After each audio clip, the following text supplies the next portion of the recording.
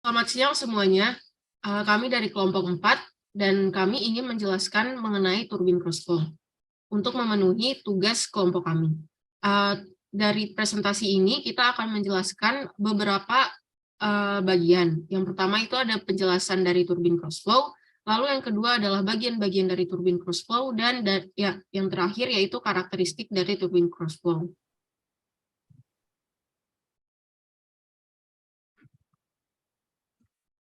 Sebelum lanjut ke penjelasan materi, kami ingin memperkenalkan kelompok kami terlebih dahulu. Nama saya Kaisya Eugenia Rusdi dengan nomor NPM 2206824703. Lalu nama saya Alfred Permana dengan NPM 22082426. Nama saya Najwa Mutiara Gunawan dengan NPM 2206828260. Nama saya Risyad Ahmad Zaki dengan NPM 2206827850. Dan nama saya Farel Wiza Siregar dengan nomor NPM 2206061091. Turbin crossflow. Turbin crossflow adalah salah satu alat yang dapat mengkonversi energi air menjadi energi listrik dengan bantuan generator. Turbin aliran silang cocok digunakan untuk daerah-daerah yang potensinya airnya kecil. Misalnya di sungai-sungai kecil yang kapasitas airnya antara 0,01 meter pangkat 3 per second sampai dengan 7 meter pangkat 3 per second, dan tinggi air jatuh antara 1 meter sampai dengan 200 meter. Turbin aliran silang terdiri dari beberapa sudu yang dipasang pada sepasang piringan paralel dan sebuah nozzle. Turbin crossflow terdiri dari dua bagian utama, yaitu mulut pancaran air atau nozzle dan runner. Runner turbin terbuat dari dua buah piringan lingkaran sejajar yang ditempatkan tegak lurus sumbu melalui pusat lingkaran dan yang satu dengan yang lainnya, dihubungkan dengan sudu-sudu lengkung di sekeliling lingkaran. Nozzle berpenampang persegi mengeluarkan pancaran air sepanjang lebar runner turbin dengan pancaran yang tidak terlalu besar.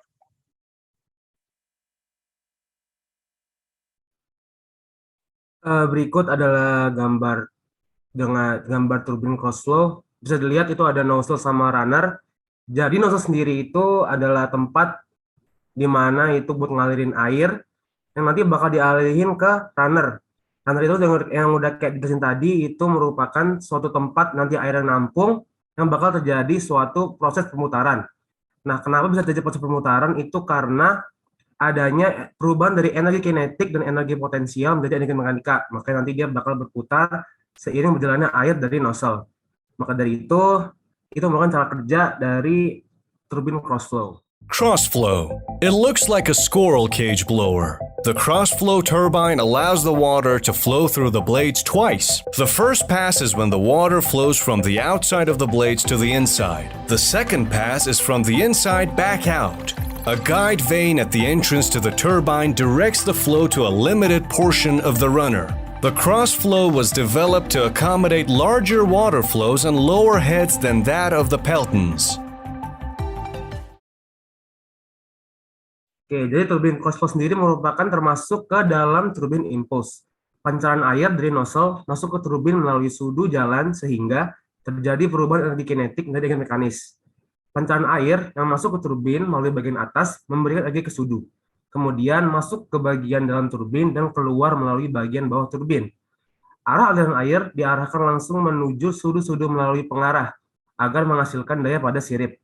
Pancaran air yang masuk sudu-sudu turbin membentuk sudut terhadap garis singgung lingkaran roda turbin. Apabila roda turbin dapat berputar, maka ada gaya yang berputar pada sudu. Kemudian, selama sudu berputar, gaya bekerja melalui suatu jarak tertentu, sehingga menghasilkan kerja. Dalam proses ini, energi ditransfer dari aliran air ke turbin. Turbin mengambil energi air dua kali, yaitu melalui sudu atas dan sudu bawah. Pada bagian atas turbin mengambil energi sebesar 72% dan pada bagian bawah turbin mengambil energi sebesar 28%. Pada dasarnya, aliran turbin crossflow adalah menyilang atau radial, sehingga diameter runner tidak bergantung pada besarnya tumbukan air. Sedangkan panjang runner dapat ditentukan tanpa tergantung pada jumlah air.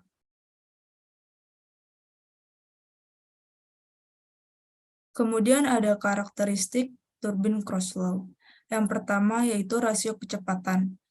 Rasio kecepatan merupakan perbandingan antara kecepatan keliling linear turbin pada ujung diameter nominalnya dibagi dengan kecepatan teoritis air melalui curah dengan tinggi terjun sama dengan tinggi terjun yang bekerja pada turbin. Lalu yang kedua ada tinggi jatuh air atau head. Head adalah ketinggian vertikal di mana air jatuh. Besarnya head dinyatakan dalam satuan meter. Yang ketiga ada debit.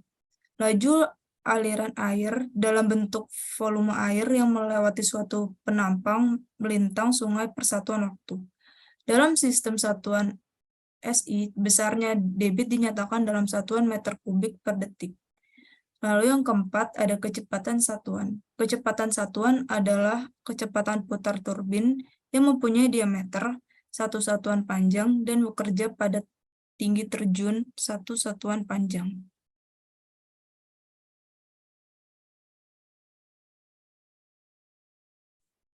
Karakteristik selanjutnya yaitu kecepatan spesifik.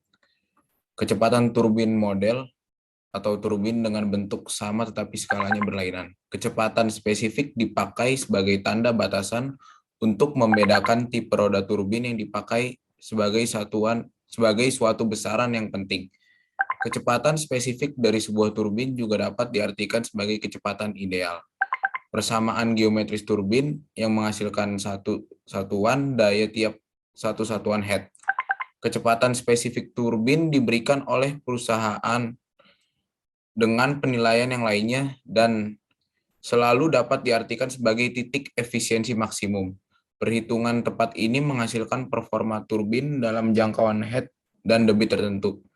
Dengan rumus yaitu NS sama dengan N Q pangkat 0,5 per H pangkat 0,75.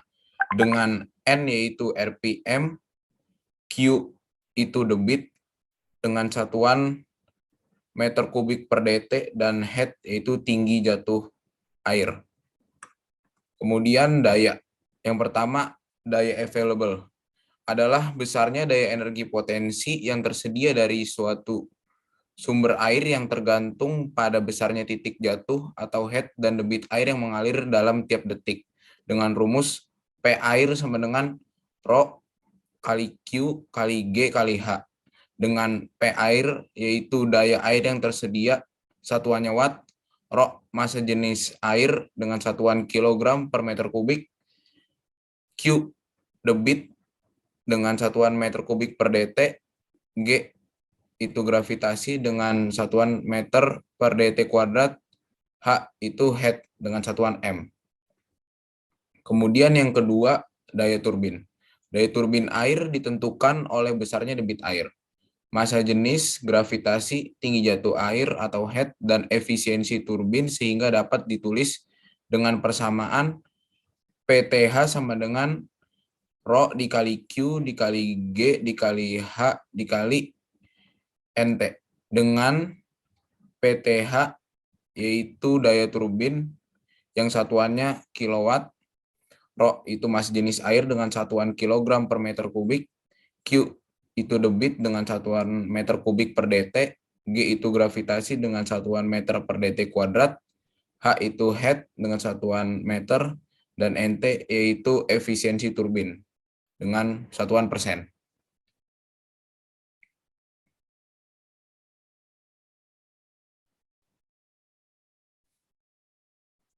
Kemudian yang ketiga yaitu daya terbangkitkan.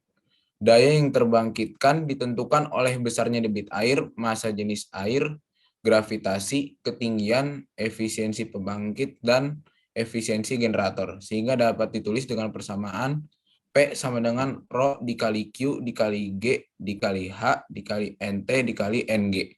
Dengan P yaitu daya output turbin dengan satuan kilowatt, Rho itu massa jenis air dengan satuan kilogram per meter kubik, Q itu debit dengan satuan meter kubik per dt, G yaitu gravitasi dengan satuan meter per dt kuadrat, H yaitu head dengan satuan meter, NT yaitu efisiensi turbin dengan satuan persen, dan NG yaitu efisiensi generator dengan satuan persen.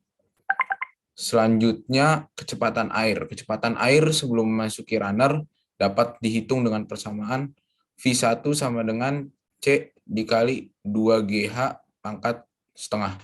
Dengan V1 sama dengan kecepatan absolut, H yaitu head atau ketinggian, dan C adalah koefisien. Berdasarkan nozzle dalam turbin berhubungan dengan komponen-komponen kecepatan, yaitu V sama dengan kecepatan mutlak, V kecil sama dengan kecepatan relatif, U sama dengan kecepatan tangensial roda turbin. Alfa adalah sudut antara kecepatan absolut dengan kecepatan keliling lingkaran runner, dan beta adalah sudut antara kecepatan relatif dengan kecepatan keliling lingkaran runner.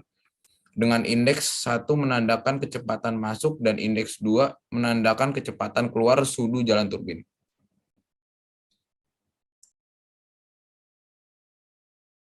Sekian penjelasan mengenai turbin crossflow dari kelompok kami. Terima kasih dan wassalamualaikum warahmatullahi wabarakatuh.